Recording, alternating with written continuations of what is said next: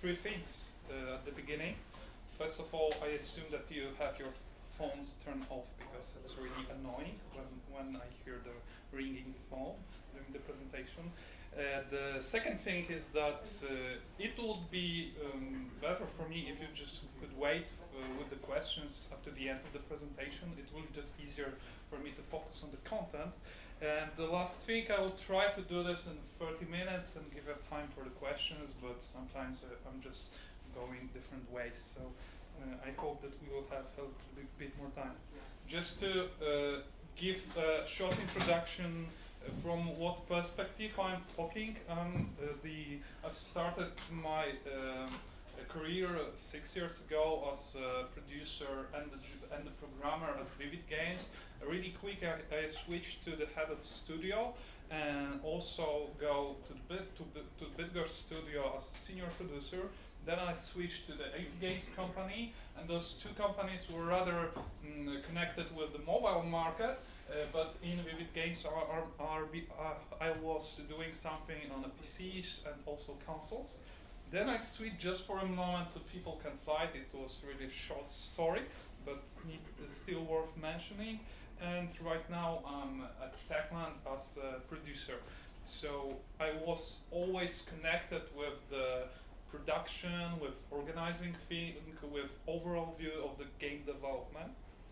And this presentation is kind of fun stuff because up to the end of last week, got almost 80% of materials ready. But after a really interesting weekend, just from the party in Wrocław, the company party in Wrocław, to the bachelor party in Łódź of my cousin, I've been talking with my brother about this presentation and his inspiration for this presentation, because he is the chef, and I thought maybe I could try a different approach for defining the game development process basics. So today we will be meeting first of all at the chef's table, and just to make sure there's a food porn alert, there will be a lot of photos with the food, so it's good that you've eaten something.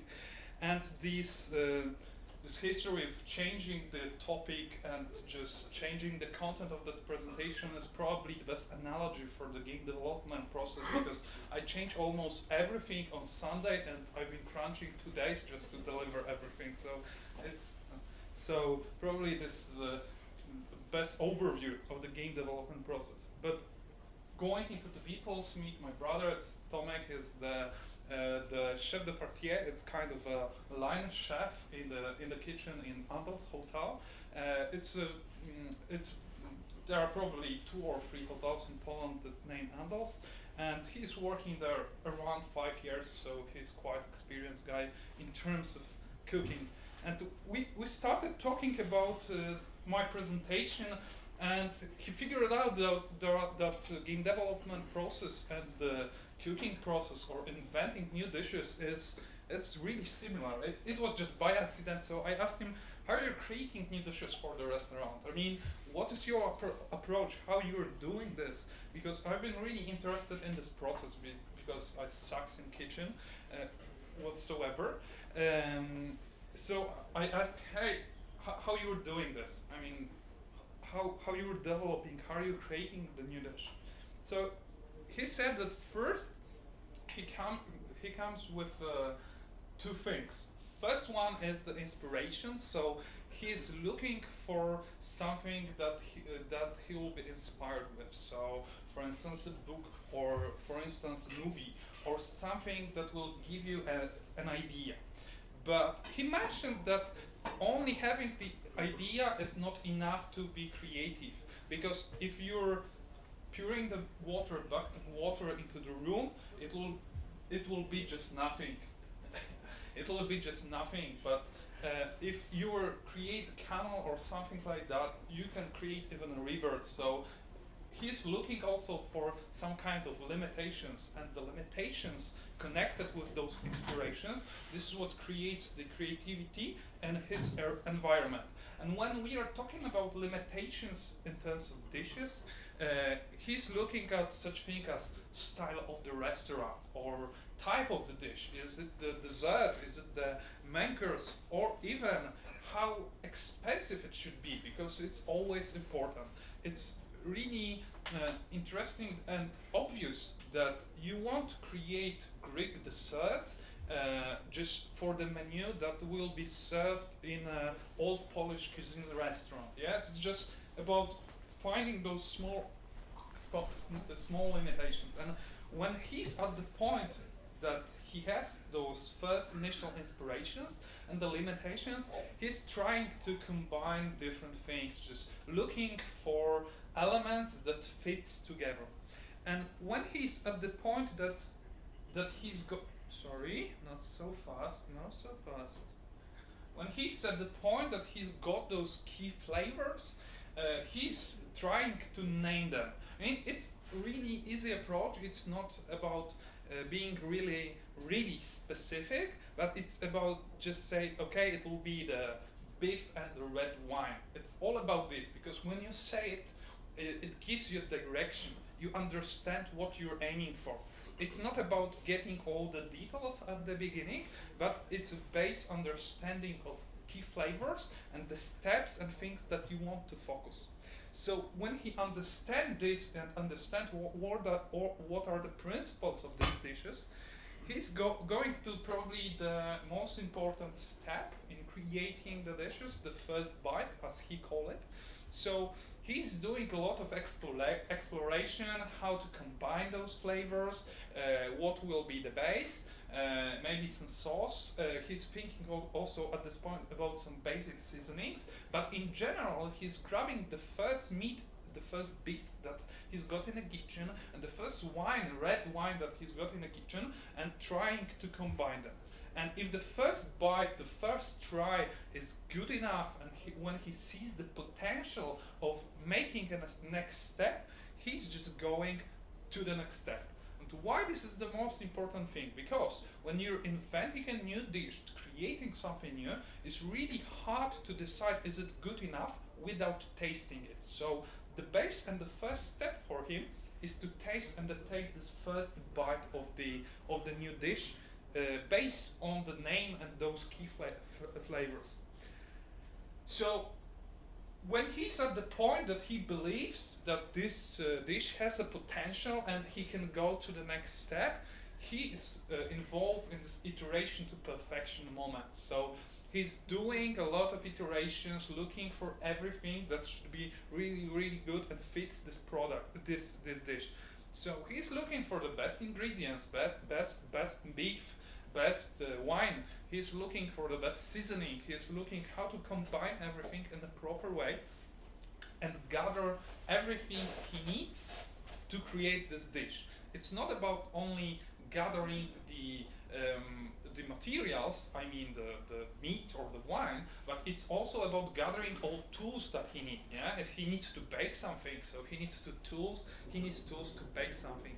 But of course, he's starting with the key elements, for instance, the beef and the wine, and he's going through all missing parts, seasoning, sauce, maybe some herbs or something like that.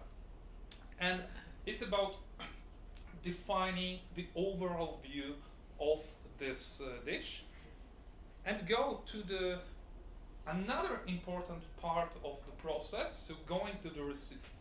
And getting the recipe is important not only for the point of view of quality and the idea for this dish, but also from the pipeline point of view. Because as we can imagine, when he's working in a restaurant not only on his own but with a team, everybody needs to understand what are the steps to develop this dish. And if we want to do it together, it's really important to have this kind of instruction how to approach this.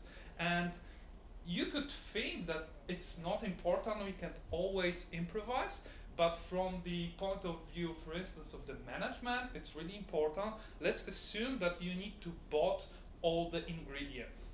How you will count it? You just need the recipe. You just need to estimate something. You need to estimate how much meat you need. You need to estimate how much red wine you will need.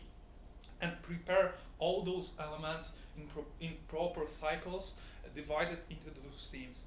And this is the part when they are also checking all the limitations. So when the limitations are set up at the beginning, for instance, that it will be the kind of old Polish cuisine, they're chasing all those limitations and just trying trying to be sure that the dish fits those limitations.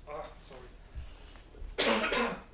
And when the recipe is ready, the final stage for them is kind of internal dinner, when they are serving this dish and checking internally, is it worth spreading into the menu?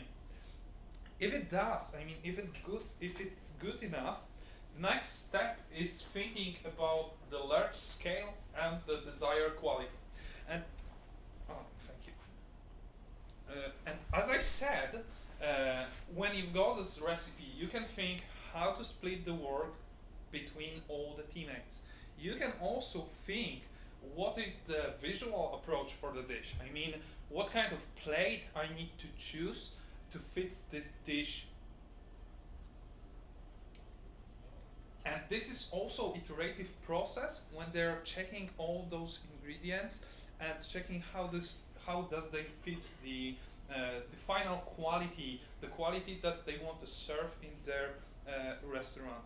And the most important is that at this point they are also trying some small, for instance, starter, or creating smaller bits of this dish and serving them in the restaurant as the bonus, for instance, at the end of the meal or at the beginning, just to test on people how they approach this. And this is all about gathering feedback, because when you say to the people that it's a free sample, you can check it and taste it and give us feedback, it will have a totally different understanding from the customer point of view, different from the point of view when it's in menu and you're paying for this. So this is the moment when they are giving it for free, for instance. And when they are sure that the quality is at the level that they want, and they are ready to go large scale. So, for instance, they are ready with all providers, and they got all ingredients.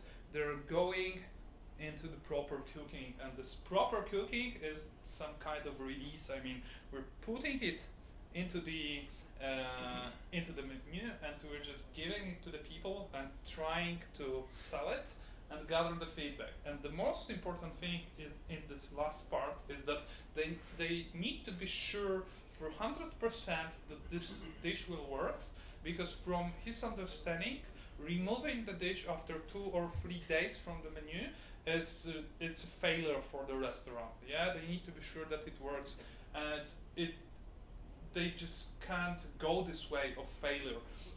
So at this point, they're ready only for some small improvements. Of course, they're always gathering feedback, but it's more expensive to improve the dish a lot than removing it from menu and just not doing anything.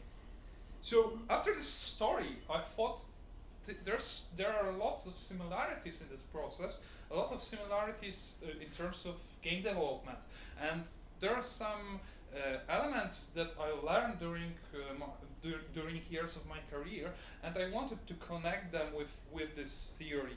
And the similarities for me, just only from my point of view, is that eating and playing is kind of entertainment. I mean, it can be physical, but for playing it's just pure entertainment.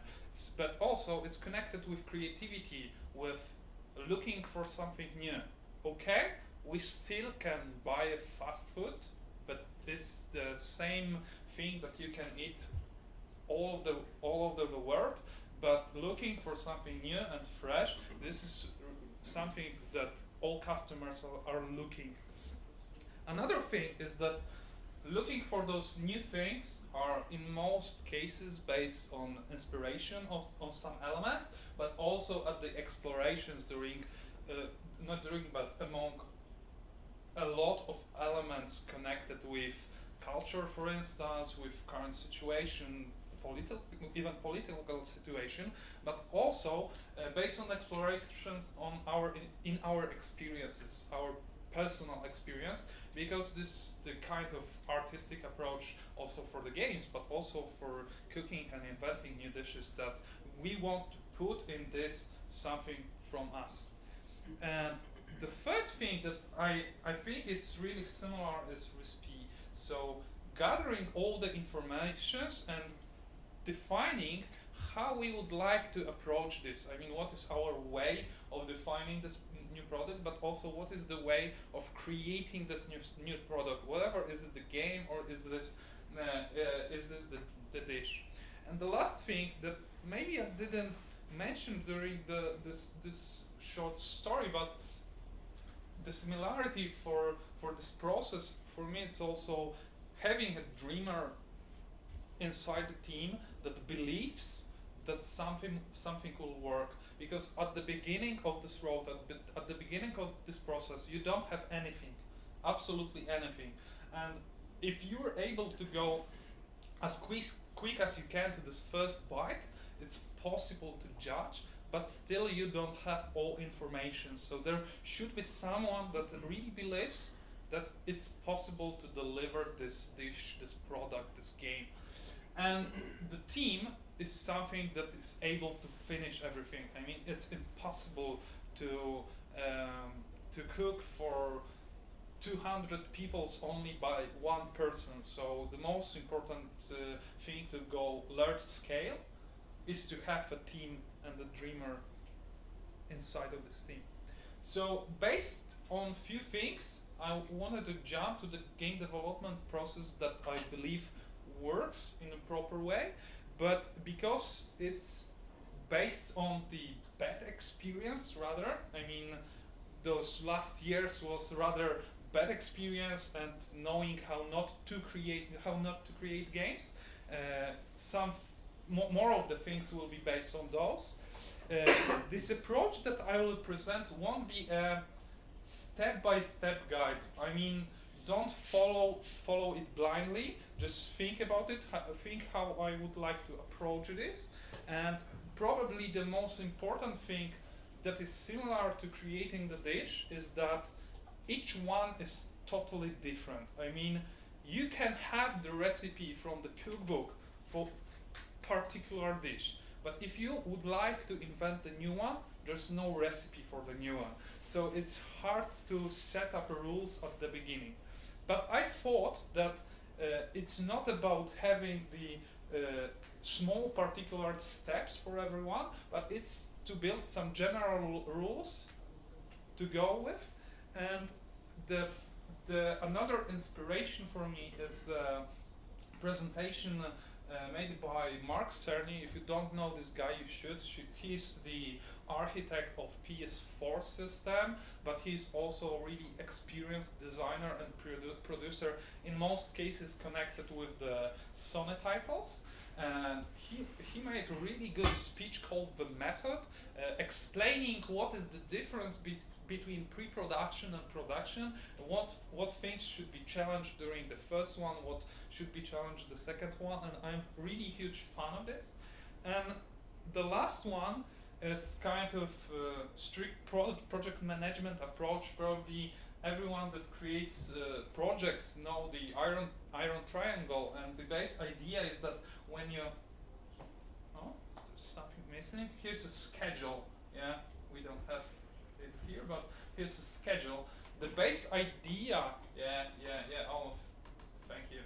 The base idea about the iron triangle is that if you're changing one element, for instance, the schedule, it affects the resources and the scope.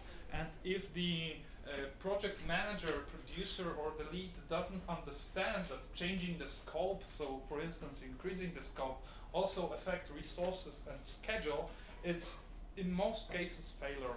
And the inspiration from the iron triangle for me is to create some proper deliverables on the proper steps of the projects, that to be sure that we're in the in the right moment of the development.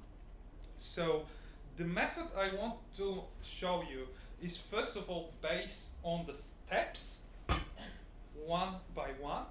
I don't call them milestones, even if the names are connected with milestone. I imagine them more as deliverables, as elements where we should be to think about proper things.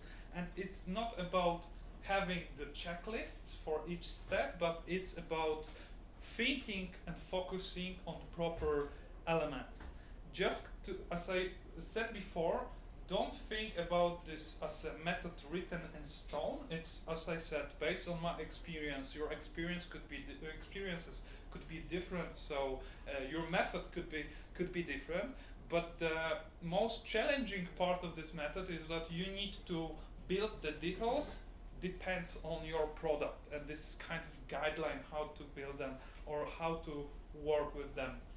The one thing, if here are the Scrum or Agile files, just to mention, I also like Scrum, I work with Scrum, but I don't think that waterfall methodology is a waste of time, and it's based on kind of steps approach and returning to the previous step if we are not having something done. Okay, so as it works with the dish, we're starting with the vision. And from my point of view, creating the vision of the product is about gathering top creatives and executives and work on few things. First of all is game fantasy, and the game fantasy I imagine as one or two phrases that defines our game or a product. And it's hard to build it, but because it's hard, I strongly encourage you to do this.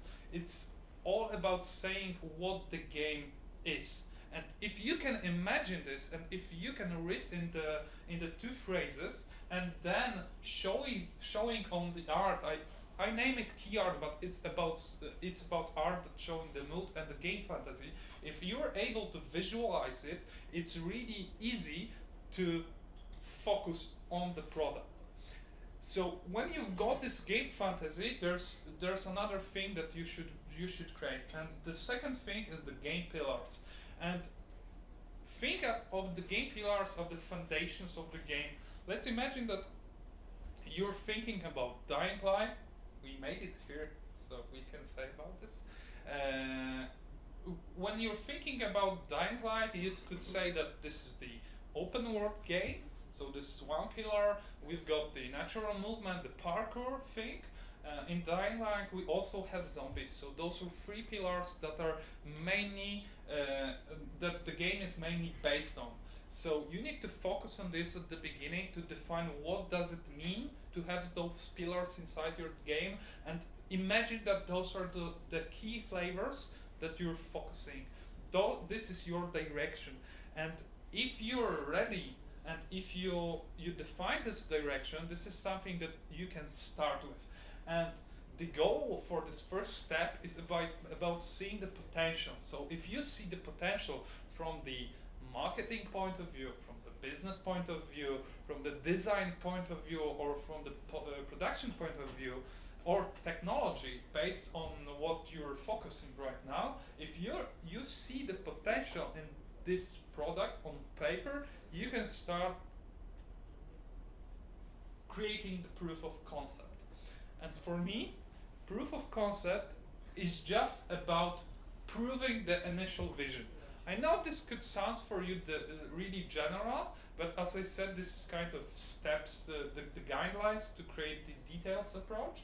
So for me, proving the initial vision, it's about getting those pillars into playable state.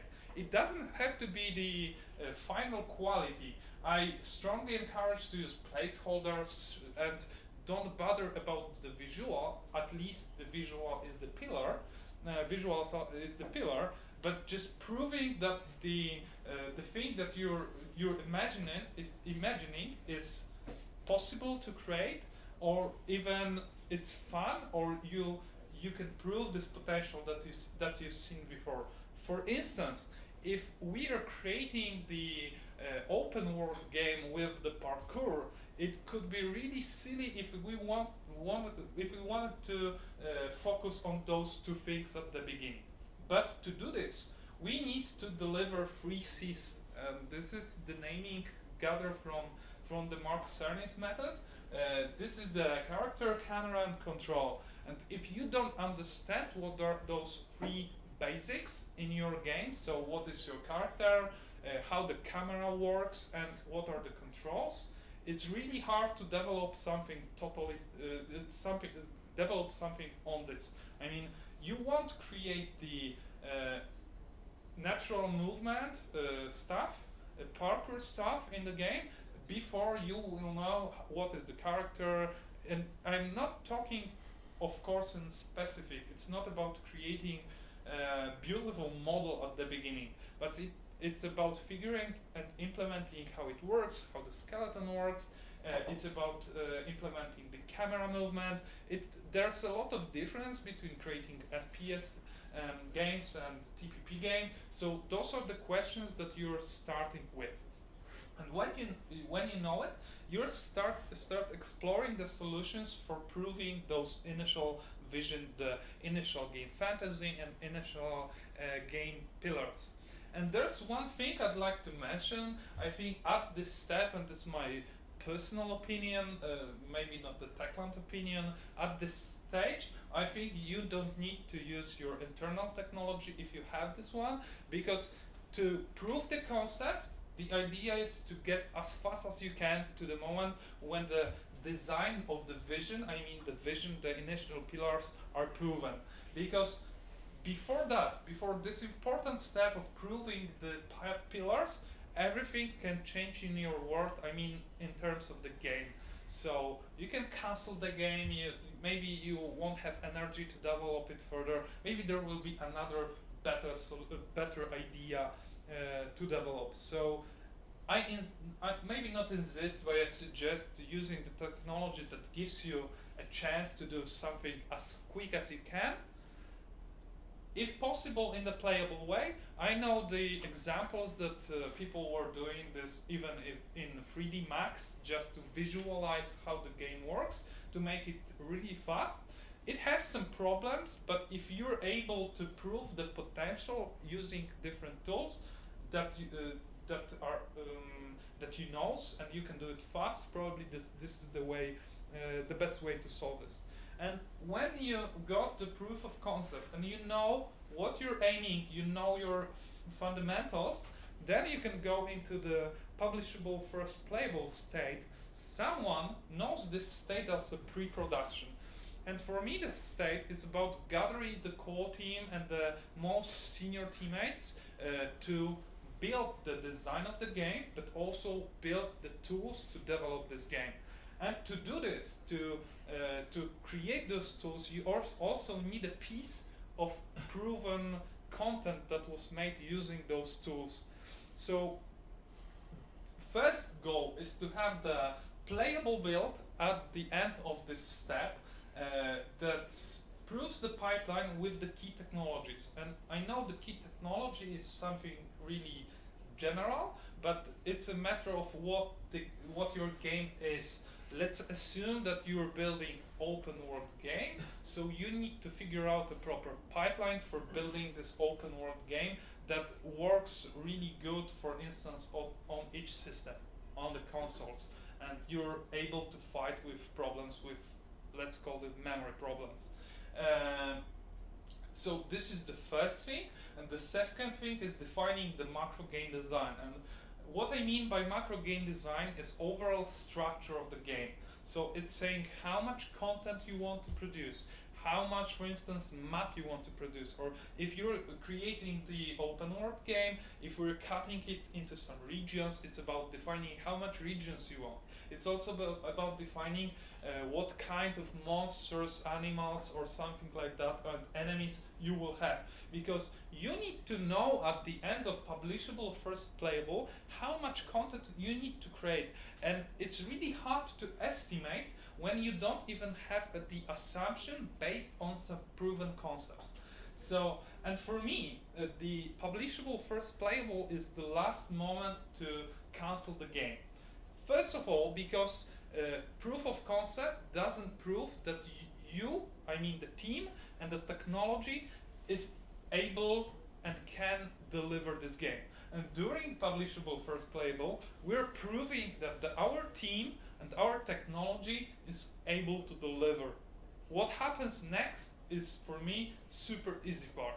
But if we fail on this step, if we cannot figure out how we will build the whole game, it's a first step to failure.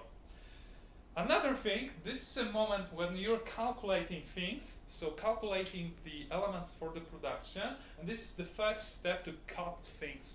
And my suggestion is to cut early, cut often, because it will hurt you in the future if you will be changing things during the production. And I'm not saying that even in this method there are no changes in the production. There are always something. But if you will cut really important system, for instance, and you will say, oh, I don't have time during the production, when you're near the end of the production, it will affect the rest. I mean, building the game systems, it's about building one environment and systems that affects each other. So if you're grabbing one and putting it out, it will change the environment. So it's really important to think about this. At this stage, at this publishable first playable stage, it's really important to have the game look at the publishable state, I mean release state. It's not about having placeholders all over the world, but it's about choosing the proper amount of content to prove the pipeline and set up the quality bar. Of course, there will be always some missing details, and this is why we have another polishing part in the future, but this is the moment when you should go to the publisher and say, okay, this is how the game will look like in the future. And this is because the pipeline for the quality that you're aiming will be connected with the pipeline and the technology possibilities. So if, for instance, you will be aiming to change the characters pipeline and the lightning approach, and you'll be developing it by the end of the production or the alpha state, you won't be able to deliver proper quality, or you even won't be able to define what the quality will be. And this gives us the chance to define it. And of course you can say, but Matt, we won't be able to wait for 2 years for new rendering system, new lighting system. But maybe this is the good moment to ask you or the management the question if we really need it, or how it affect our production, what will be the consequences.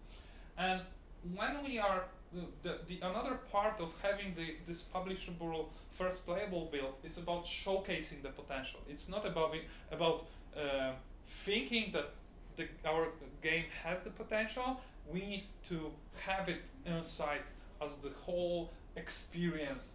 And when we are choosing some part of the game to deliver, we need to deliver, first of all local features that are in this, for instance, area, but also all global features without the content.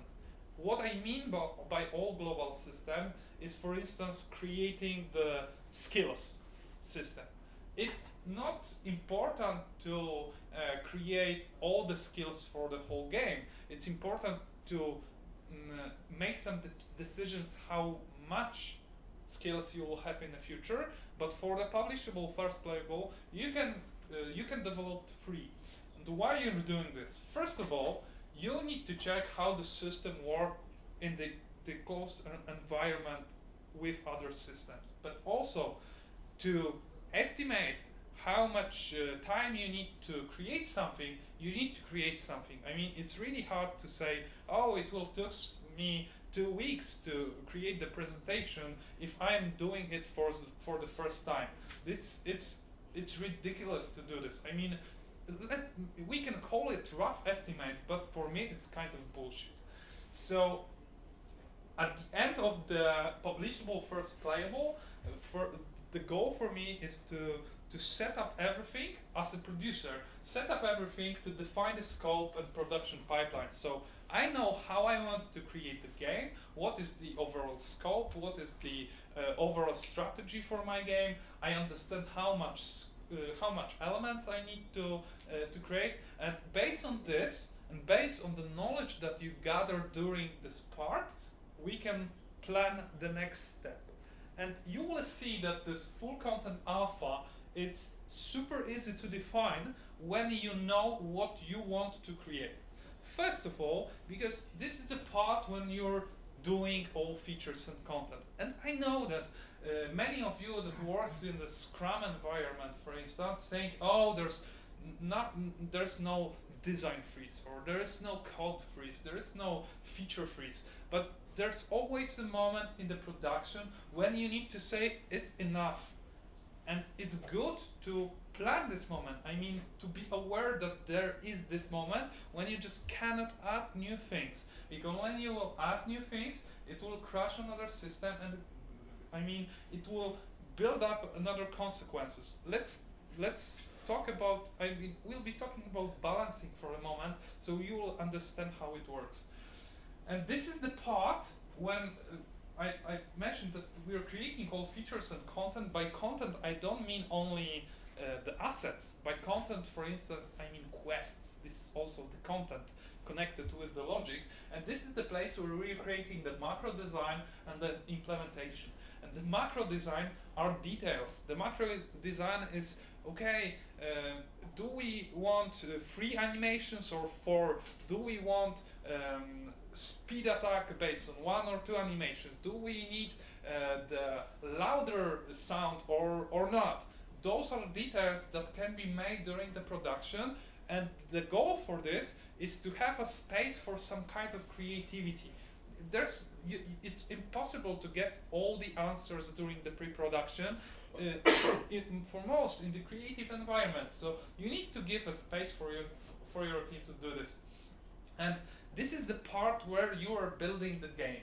Pre-production, the publishable first playable, isn't about building the game. It's about building the design. It's about building the tools. And it's about proving that you know how to build the game, and you've got the piece that proves it. But the creating the full content alpha is the moment where you're doing this. You're doing the game. You're creating the game.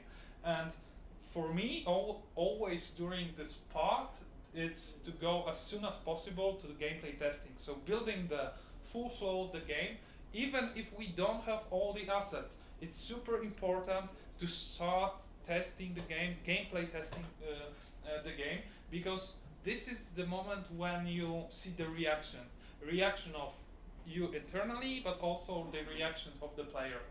And in most cases, this is the moment where you're solving the blockers and critical issues. I mean, critical in terms of the content, about playing whole the game, in terms of optimization also. So at the end of this step, you have the full game at, as I called, production quality. So we're happy with the overall quality, but we didn't manage to polish everything. And the next step, it's even important, and it's not and the polished beta, it's not about only solving the bugs. It's about adding this last 20% of quality that needs 80% of time to be done. And this is the most important part for me, to build the quality of the game from, for instance, 75 points of Metacritic to 95 points of Metacritic score. Because this is the time when you're tweaking the things. It's not about adding a lot of stuff. It's all about tweaking elements, just those small details that change the perspective of the player. And when you've got really good tools, it's really simple. Tweak even the logic. I mean, change the parameters for the flow of the game to change it really quick to improve the experience of the gameplay.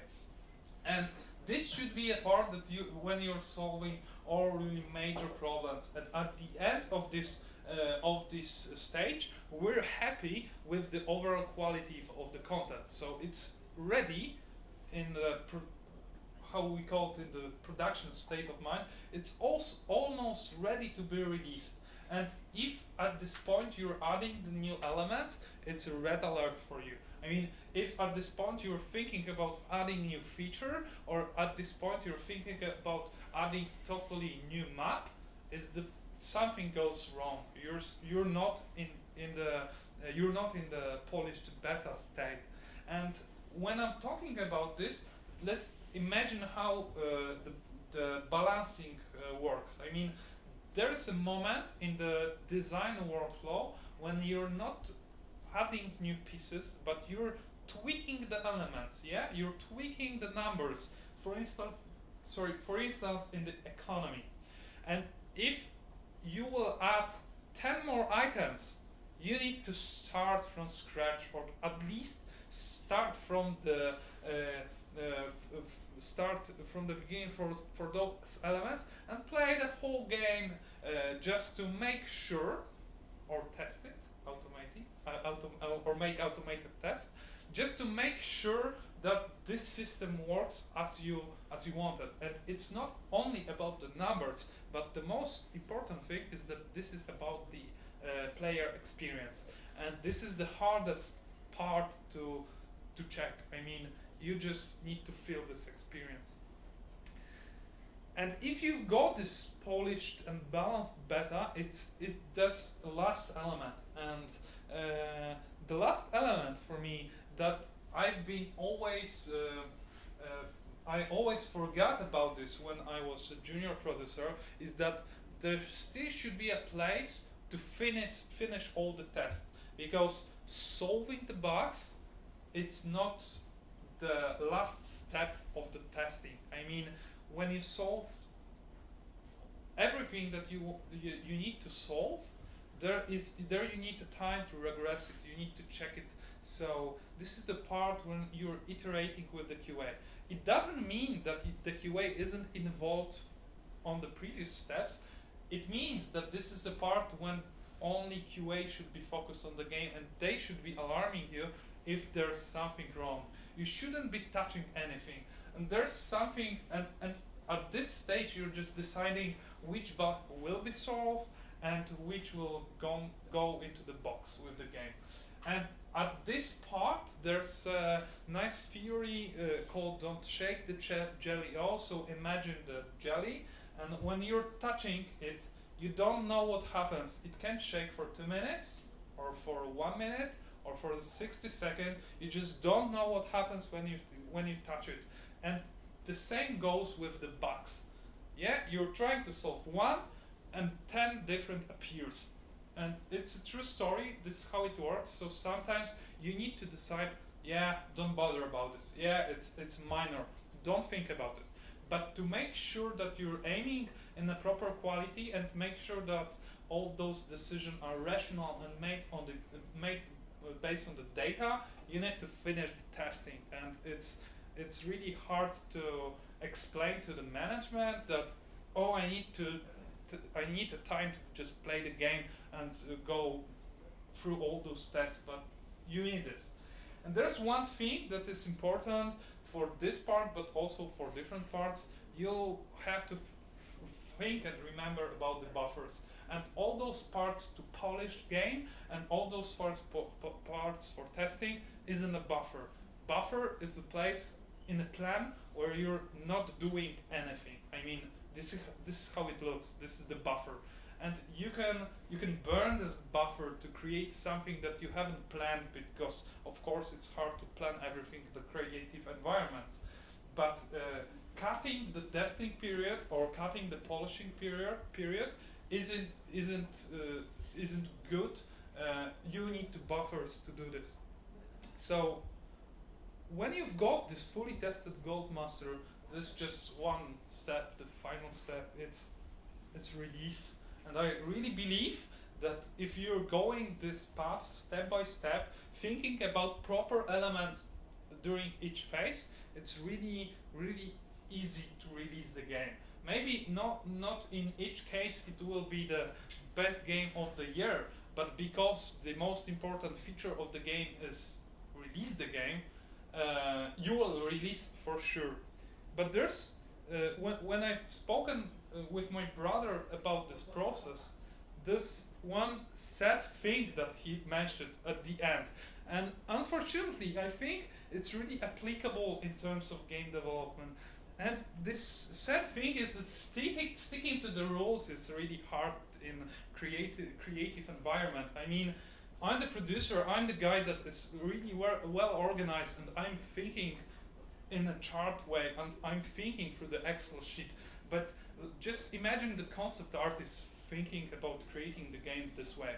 I don't think so. And even saddest than this is that if you're not sticking the rules, this is how the great things are created. I mean, this is my brother. He's been creating something for the contest just one day before the contest because he was inspired by something. This was the same with this presentation. Just 2 days ago, I was inspired about the approach of creating the dishes. So I hope it's a way of creating this. But if you got some guidelines to start with, it's even easier to just don't stick the rules. Thank you. Here. The part for the question, it can be in Polish or in English, or no questions. This is also the way we could do this.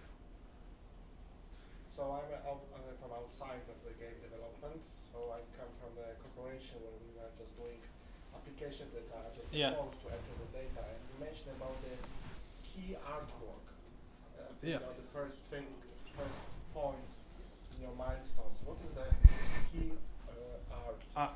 We are creating. I mean, when previously I've been going through those steps with, for instance, students or our development teams, it was about creating the art that's showing the mood and that defines this game fantasy. It's not about... So like a poster?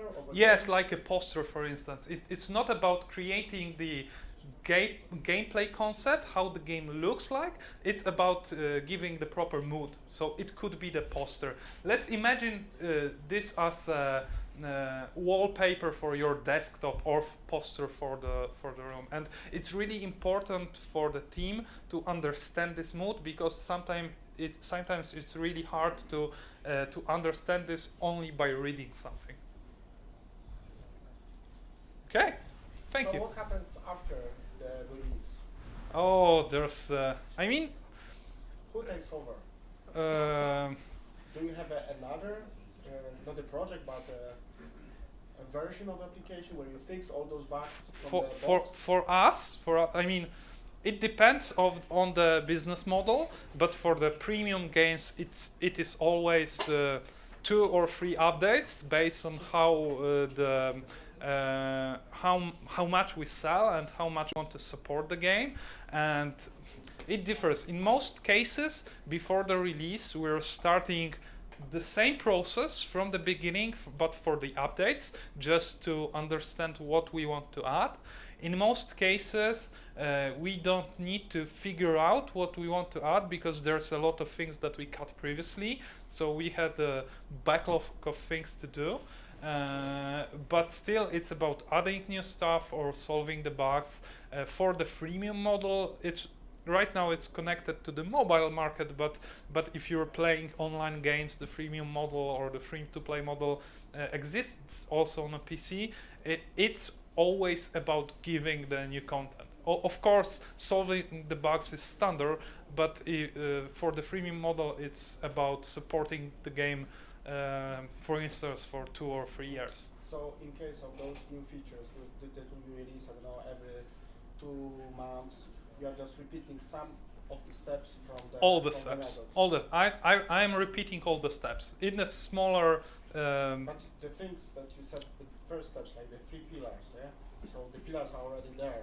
Yeah, the pillars are there, but when you're adding the new feature, you just need to make sure that it fits the pillar. I mean, idea of the feature fits the pillars of the game, it fits the fantasy. So in most cases this is the shortest step. Then is the step of proof of concept, so you're proofing those small features that they will work, and then you're building the pipeline to produce the content and produce this update, for instance. And of course, you mentioned a pipeline. A pipeline is a process of creating something? Yes, it's, I mean, by pipeline I understand the technical process of creating the content for the game. And as I mentioned, I don't think about content only about the assets, for instance graphical. I'm thinking the content for me is the quest. So for instance, creating the logic of this quest. So having the editor, building it with blocks, connecting dots, line dot with dot, this is the pipeline for me. So defining this is like creating recipes. Yeah, of course, this was the analogy. It's creating the recipe. You need to go step by step to do this, but so improve if the recipes works. Yeah. So I was wondering about your comparison of chat process versus the game dev process. And while I personally don't think they are very similar, I think an important takeaway from the chef process is that you don't really know if your product is good unless you start selling it. Yeah. And later, your whole process of game development is quite contradictory, because in your process you start selling your game at the very, very end. You take like 2 or 3 years to build a AAA game, and you start selling it at the very end of the process. So before you're doing some testing in-house, maybe some focus testing, but you're either paying people to play your game, or at best they do it for free. They don't pay for your game at that moment. So do you think this may be something that can be improved on? Yeah, I think this what I mentioned about the giving some free samples by the restaurant, the chefs, or creating some starters.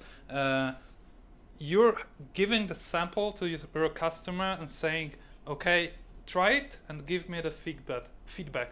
And this is the same thing that we are doing in-house with the gameplay testing. We're gathering people. Of course, we're paying them in many cases to do this, but this is the way of solving this problem to us. In terms of different business model, for instance, free-to-play, it's solved as a soft launch period. I don't know if you are aware, when you've got the... this works that the free-to-play game is free, so you don't care if you're throwing the 10 copies or 100, the more is better. But before you release it at the big scale, you're choosing 1, 2, or 3 countries, and you're releasing it only in those countries, just to check the analytics, the KPI, the customer feedback, etc. I don't want to say that the process in the restaurant and game development is totally the same, but I'm just pointing the elements that are similar in a way, and we could follow them and find the solution maybe to improve this. I don't know what could be the next step for the premium model. I mean, when we've got the game in the box and we're releasing it, but I hope you figured something and you can tell it us. I'm just wondering if, because in your process, your first publishable version is somewhere at the beta, right? So So I'm wondering if isn't it better to actually publish your very first prototype? And I'm thinking about Superhot guys who made their game at a game jam. And they've actually published both the very early game jam version of the Superhot and also the later version they published on some game dev conference.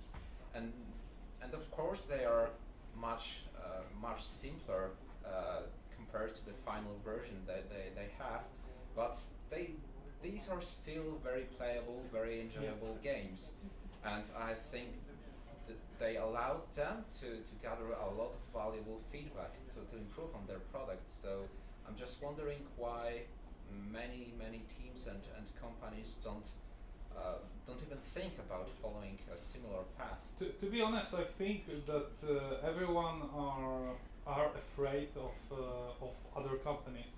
It's weird because in most cases, when you're creating the product, you are the game designer or even the CEO, you rather focus on your own ideas that different ideas, and you rather have one budget to create something.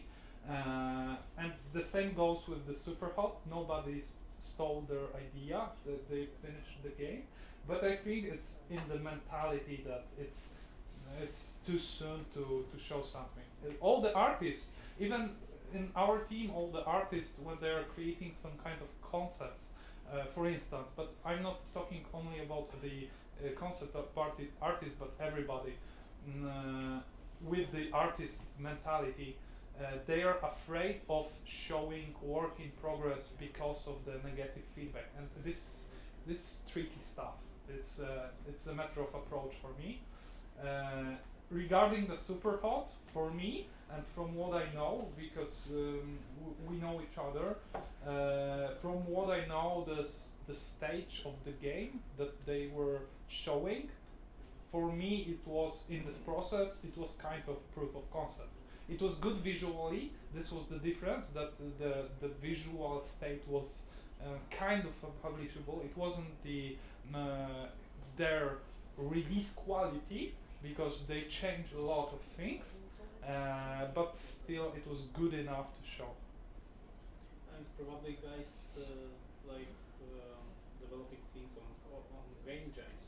I mean, they have not much to lose. They can usually it wasn't just the opposite is for bigger companies, other mechanisms are in place. It's very true that people are kind of afraid of showing the idea because I don't know, maybe there will be someone or maybe someone else will. Someone will do this quicker or something like that. So maybe Superhot wasn't the best example, but let's talk about the recent phenomenon of PlayerUnknown's Battlegrounds, because I think they fit nicely in your process.